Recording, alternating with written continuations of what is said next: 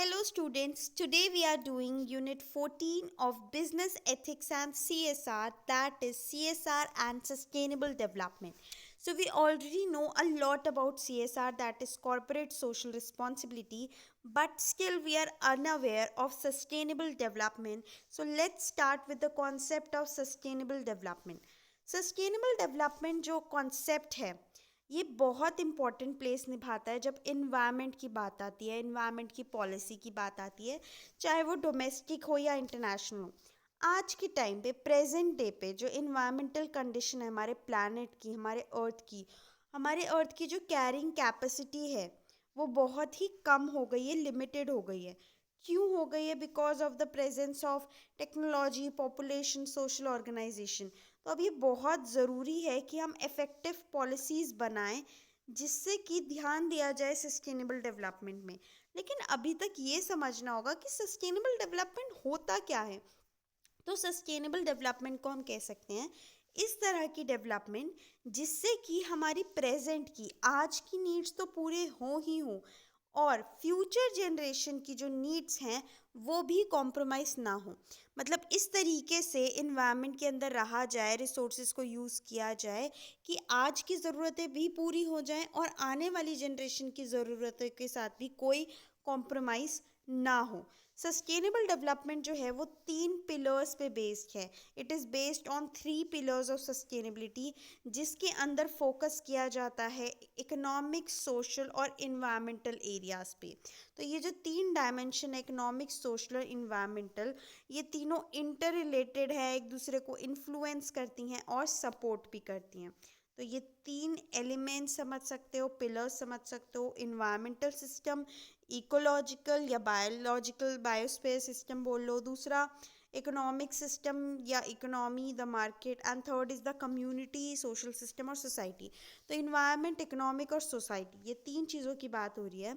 अब sustainable development हमने समझ लिया कि आज की ज़रूरतों को पूरा करना और फ्यूचर की जनरेशन जो है उनकी नीड्स को भी ना कॉम्प्रोमाइज़ करना। लेकिन हम कैसे इम्प्लीमेंट करें, कैसे लेके आएँ, कैसे लागू करें सस्टेनेबल डेवलपमेंट को?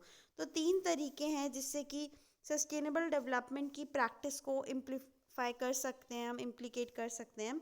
तो यहाँ पे जो कंपनी होती हैं वो मिनिमम लीगल रिक्वायरमेंट्स को फॉलो करती हैं जो अलग अलग एक्ट्स ने इम्पोज किए हैं, और वो स्ट्रिक्टली एसोसिएट नहीं करती हैं किसी सस्टेनेबल डेवलपमेंट एजेंडा पे। यहाँ पे कंपनी आइडेंटिफाई करती है रिस्क एंड डेवलप करते हैं एक डिफेंस मैकेनिज्म। वो देखते हैं कहाँ कहाँ पे रिस्क है और एक डिफेंस मैकेनिज्म बनाती हैं अपना कि हम उनसे लड़ सकें। और कंपनी ऑक्यूपाई करती है एक बहुत इंपॉर्टेंट रोल, और वो एड्रेस करती है सस्टेनेबल डेवलपमेंट इश्यूज़ को, जैसे कि climate change, carbon emission, and contribute करती हैं towards the development of renewable technology and maintain energy efficiency. अब हम समझ लेते हैं अप्रोचेस को। तो सबसे पहली अप्रोच है ट्रिपल बॉटम लाइन अप्रोच। तो कॉरपोरेट सस्टेनेबिलिटी के लिए क्या करना पड़ता है? To maintain corporate sustainability and measures को एक्सरसाइज करने के लिए फॉर कॉरपोरेट सोशल रिस्पॉन्सिबिलिटी, ये जो कॉन्सेप्ट है ट्रिपल बॉटम लाइन का ये आया है, जिससे कि बड़ी इम्पॉर्टेंट है कॉरपोरेट के अंदर। सो triple bottom line is acquiring importance among corporates के बीच में ये अप्रोच बड़ी फेमस हो रही है। ये जो टर्म है ट्रिपल बॉटम लाइन, ये इंट्रोड्यूस किया था जॉन एलिंगटन ने 1997 में। जो कॉन्सेप्ट है ट्रिपल बॉटम लाइन, ये एम्फेसाइज करता है कि कंपनीज को कंट्रीब्यूट करना चाहिए 3 बॉटम लाइंस में, जो कि है इकोनॉमिक, इन्वायरमेंटल और social, for sustainable development. Sustainable development के लिए किसी भी कंपनी को इन 3 बॉटम लाइन में कंट्रीब्यूट करना चाहिए, इकोनॉमिक, इन्वायरमेंट एंड सोशल। इसमें क्या होता है? इसमें प्लानिंग, इम्प्लीमेंटिंग, इवैल्यूएट करनी होती है बिजनेस एक्टिविटी को in terms of the impact on profitability, economic, social and environmental dimension. तो इसके अंदर प्रॉपर प्लानिंग करनी होती है, फिर इम्प्लीमेंटेशन होता है, फिर इवैल्यूएट करते हैं बिजनेस एक्टिविटी को कुछ चीज़ों को, डायमेंशंस को ध्यान में रखते हुए, जो है profitability, economic, social and environmental. Triple bottom line जो है उसकी ज़रूरत होती है अलग अलग रीजंस की वजह से। वो रीजंस हैं कि कस्टमर्स, जो कंज्यूमर्स हैं, उनकी अवेयरनेस बढ़ रही है towards corporate social behaviour. Demand बढ़ रही है for greater transparency, regular in regulatory environmental framework के लिए, रिस्पॉन्सिबल मीडिया की वजह से, ग्रोइंग कॉरपोरेट सोशल रिस्पॉन्स की वजह से ट्रिपल बॉटम लाइन जो है अब वो ज़रूरी हो गई है। सो इसीलिए ट्रिपल बॉटम लाइन जो है वो एम करता है, उसका गोल होता है, एम होता है कि जो तीनों डायमेंशन है सस्टेनेबल डेवलपमेंट की, इन पे ध्यान दिया जाए, इन पे एड्रेस किया जाए एक बार धीरे धीरे करके। इसके अलावा कोई भी फर्म जो कमिटेड होती है सीएसआर की तरफ, उनको फॉलो करने चाहिए ये सारे प्रिंसिपल्स। सबसे पहले environmental principle, the rate of absorption of natural resources should be according to its carrying capacity and renewability, कि जो कितने हिसाब से नेचुरल रिसोर्सेज अब्जॉर्ब हो रहे हैं वो कैरिंग कैपेसिटी और रिन्यूएबिलिटी के हिसाब से होना चाहिए। देन सोशल प्रिंसिपल, कंपनीज को कंसीडर करना चाहिए ह्यूमन और सोशल कैपिटल को in the area of the operation. Economic principle, company को अकाउंटेबल होना चाहिए to its shareholders and stakeholders. So ये हमने समझा ट्रिपल बॉटम लाइन अप्रोच।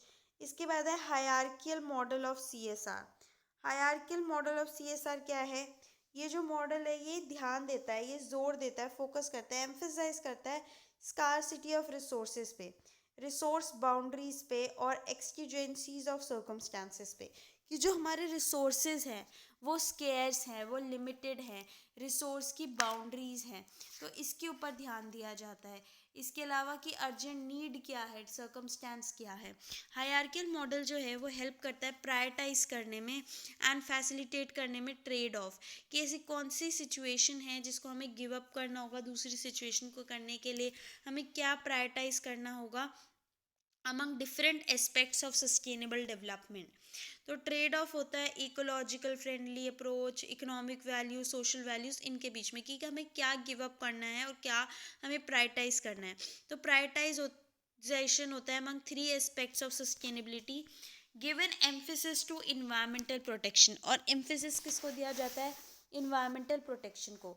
एक कंपनी को मॉनिटर करना होता है डिस्चार्ज ऑफ एफिलियंट्स की, जो भी स्मोक, पार्टिकल्स, वाटर ये सब निकल रहा है, इनको मॉनिटर करना होता है इन डिस्चार्ज को, कि ये रिवर्स में ना जाएं और इनकी अब्जॉर्प्शन ना हो, so such that it is less than the absorption capacity of natural system and does not exceed the carrying capacity. Firms को फोर्स किया जाता है कि वो फेस करें इस ट्रेड ऑफ को हर एक एक्टिविटी में। सो टेक्नोलॉजिकल एफिशिएंसी जो है उसकी बड़ी ज़रूरत होती है to grow, so that growth of sales is not ignored. It is essentially बहुत ज़रूरी है जानना कि मार्केट ग्रोथ जो है वो इक्वली इम्पॉर्टेंट है इस इकोनॉमिक इन्वायरमेंटल ग्रोथ। तो ये इसमें हमें ध्यान देना होगा दैट सोशल ऑडिटिंग यहाँ पे बड़ी इंपॉर्टेंट बन जाती है। तो ये जो हमने मॉडल देखा है हायरार्कियल, ये मॉडल के अंदर हेल्प की जाती है कंपनीज़ की कि क्या प्रायोरिटाइज करना है, क्या ट्रेड ऑफ करना है तीन इंपॉर्टेंट एस्पेक्ट्स के बीच में, जो कि है environmental protection, economic value, social value. ये मॉडल हाईलाइट करता है इंपॉर्टेंस कि हमें बैलेंस चाहिए होता है तीनों का। इसके बाद टॉपिक है कॉरपोरेट सस्टेनेबिलिटी। कॉरपोरेट सस्टेनेबिलिटी का मतलब होता है कंपनी की एबिलिटी कि वो ऑपरेट करे इस तरीके से जिससे कि वो इन्वायरमेंटली, सोशली और इकोनॉमिकली रिस्पॉन्सिबल हो, कि कंपनी ऑपरेट करे इस तरीके से कि वो इन्वायरमेंटली, सोशली, इकोलॉजिकली रिस्पॉन्सिबल बने। कॉरपोरेट सस्टेनेबिलिटी का मतलब क्या होता है? That in order to sustain करने के लिए, कंपनी को अपने आप को चलाने के लिए मेंटेन करनी पड़ती है कॉम्पिटिटिवनेस, दस प्रिजर्विंग द फर्म्स आइडेंटिटी, अपनी पहचान जो है प्रिजर्व करके रखनी होती है। तो फर्म को प्रॉफिटेबिलिटी भी रखना होता है, इकोनॉमिक सस्टेनेबिलिटी का भी ध्यान रखना होता है, सोशल और इन्वायरमेंटल सस्टेनेबिलिटी के साथ साथ। तो कंपनीज को अडॉप्ट करना चाहिए कि क्या अडॉप्ट करना चाहिए? बिजनेस ऑपरेशंस जैसे कि sustainable process, products and procedures in order to include environmental and social dimension, thus emphasise the triple bottom line approach. Integration होना चाहिए मैक्रो सस्टेनेबल डेवलपमेंट कॉन्सेप्ट का and the management discipline approach, जिससे कि corporate sustainability and corporate social responsibility जो है वो essential है। Audit क्या होता है? अब हमने देखा सोशल ऑडिट, तो ऑडिट क्या होता है? ऑडिट एक सिस्टमैटिक एग्जामिनेशन होता है, इवैल्यूएशन होता है ऑर्गेनाइजेशन के फाइनेंशियल स्टेटमेंट्स का, रिकॉर्ड्स का, ऑपरेशंस का, ये देखने के लिए कि एक्यूरेसी, कंप्लीटनेस, कंप्लायंस है कि नहीं लॉज, रेगुलेशन और स्टैंडर्ड्स के साथ। इसके बाद है सोशल ऑडिट। क्या होता है? तो ये एक प्रोसेस होता है इवैल्यूएट करने का, एग्जामिन करने का the social and environmental impact of an organisation और कंपनीज एक्टिविटी। तो इस प्रोसेस में क्या होता है? इवैल्यूएट किया जाता है, एग्जामिन किया जाता है सोशल एंड इन्वायरमेंटल इम्पैक्ट क्या है एक ऑर्गेनाइजेशन का। इसके बाद companies which have ETP and EMS. सबसे पहले ये दोनों होते क्या हैं? ईटीपी मतलब एफ्लुएंट ट्रीटमेंट प्लांट और ईएमएस मतलब इन्वायरमेंटल मैनेजमेंट सिस्टम। तो ईटीपी मतलब एफ्लुएंट ट्रीटमेंट प्लांट जो है ये एक फैसिलिटी है जिसके अंदर ट्रीट किया जाता है वेस्ट वाटर को, जो इंडस्ट्रियल प्रोसेसेस से आता है, मतलब इन्वायरमेंट में रिलीज़ करने से पहले उस वेस्ट वाटर को ट्रीट किया जाता है। तो ये एफ्लुएंट ट्रीटमेंट प्लांट के अंदर इसको इस तरीके से डिज़ाइन किया जाता है कि वेस्ट वाटर से पोल्यूटेंट हटा दिए जाते हैं और उस पानी को ऐसा बनाया जाता है कि जिससे कि वो क्वालिटी स्टैंडर्ड्स को मैच करे। इसके बाद है ईएमएस मतलब इन्वायरमेंटल मैनेजमेंट सिस्टम। ये एक स्ट्रक्चर्ड फ्रेमवर्क है जो कि हेल्प करता है ऑर्गेनाइजेशन को आइडेंटिफाई करने में, मॉनिटर करने में और मैनेज करने में इन्वायरमेंट के इम्पैक्ट अक्रॉस ऑल ऑपरेशंस। ये एम करते हुए कि मिनिमाइज किए जाएं इफेक्ट्स एंड कंप्लाई किया जाए विद इन्वायरमेंटल रेगुलेशंस। अब कौन कौन सी कंपनी है जिसमें ईटीपी और ईएमएस है? तो वो है Thermax, Dixon technology, SFO technology.